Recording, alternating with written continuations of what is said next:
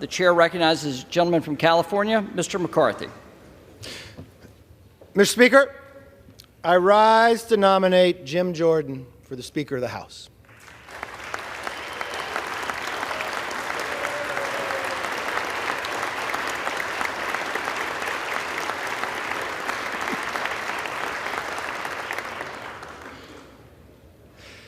Now, I've listened to the speeches this week, and I can already tell you what my friends on the other side will say using their poll-tested phrases. But let me correct the record. Jim Jordan is an effective legislator.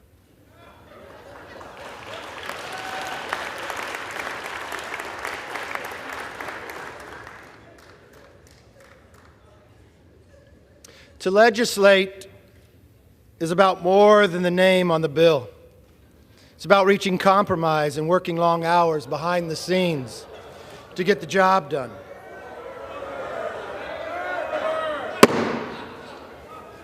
The House will come to order. Gentleman may resume.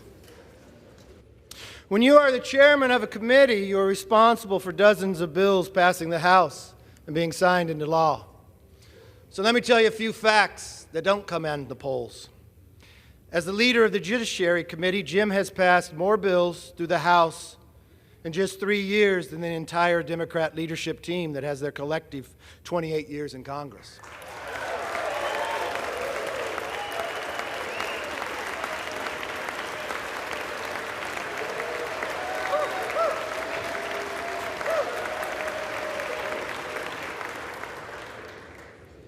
Mr. Aguilar has a whopping one whole bill signed into law, a post office in San Bernardino.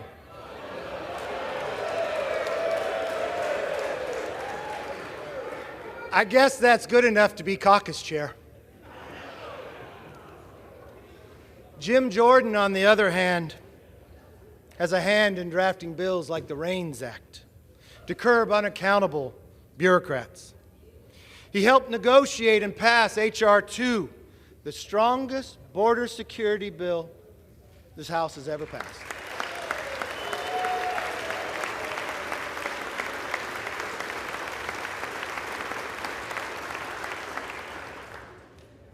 And many of you know, because you were in the room, watching Jim find compromise, watching Jim listen to your positions, and finding a bill that can pass. And let's put this in reality. We've had large majorities, but we never could pass a border security bill. That takes leadership. Now, they're going to get upset by it. Why? Because every single Democrat voted against securing our border. Democrats are attacking Jim because they don't want the American people to remember that they voted against securing and keeping a wide open border. They may not want the American public to know the number of people we catch on the terrorist watch list. They may not want people to know what the future holds in the security for our nation based upon their policies. Name me one bill Democrats passed that would secure our border. I'm waiting. You can't, because they haven't. Mr. Speaker, the truth is, if we measure lawmakers by how many bills have their name on it, we are using the wrong measuring stick. Some of my members I know with the most bills to their name are the most selfish. Jim Jordan, on the other hand, is one of the most selfless members I know.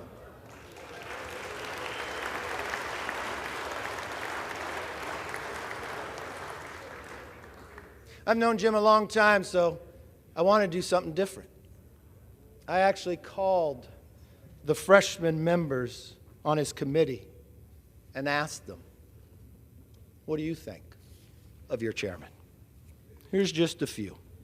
I quote, Jim empowers every member of judiciary to pursue what interests them. I quote by another, he lets each of us take the lead on the issues that are important to us, even letting freshmen and junior members take important roles. Another one, He trusts our judgment on how we handle issues and witnesses, and always seeks our input on key issues.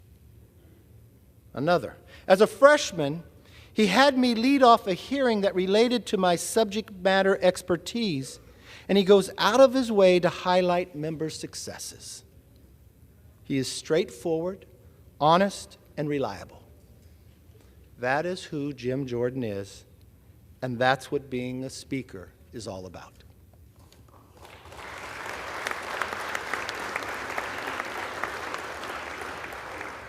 Now, some of you might not know this, but Jim and I have a long history.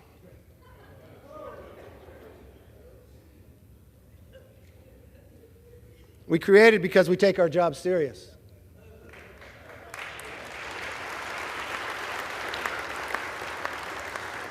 I first met Jim as a candidate. I traveled to Ohio. I remember pulling up for breakfast at a Bob Evans in Ohio.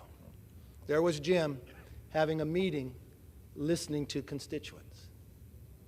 I traveled with him throughout the day, from Rotary to Farm Bureau, to just listening to people that had concerns.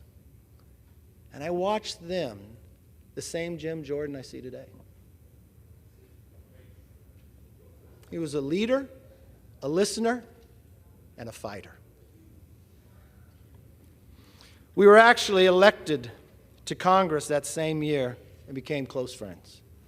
It was a small class. There was only 13 of us. It was one of the smallest Republican classes in modern history. Over time, we took different routes. Jim actually ran against me for leader in 2018. It was a hard-fought battle. But I never once questioned his skills or commitment to this conference or this country. After the race, I became leader, and we had an opening for the ranking member on House Oversight. Jim didn't even apply for the job. I walked into steering. Didn't tell steering. I walked into the other room, and I picked up the phone, and I called Jim. I said, I know you're not running for the job, but I believe in what Jim Collins says in the book, Good to Great. You put the right people in the right seats on the bus. And Jim, you and I may have challenged one another, but you were the right person for that seat. And it was right when you took that job. It was right again when I asked Jim to step up and join the Intel Committee when Democrats put politics over people and turned the Intel Committee into an impeachment committee. It was right again when we asked Jim to step up and be the right person to lead Judiciary Committee as chairman. And Jim is the right person to take that seat behind me to be our next Speaker of the House.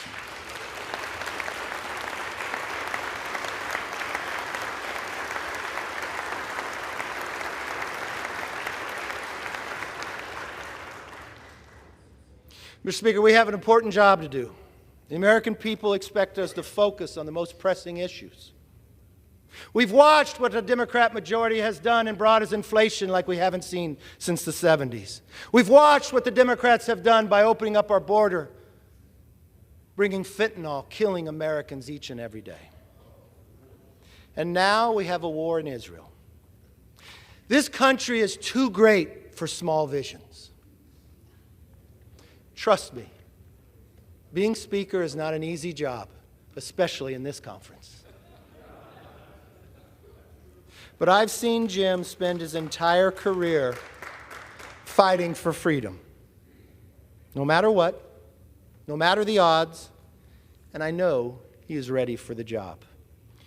And so it is my honor to say, as a member of the Republican Conference, I am directed by the vote of that conference to present for the election to the office of Speaker of the House of Representatives the name of my friend, the Honorable Jim Jordan, a representative from the state of Ohio. I yield back.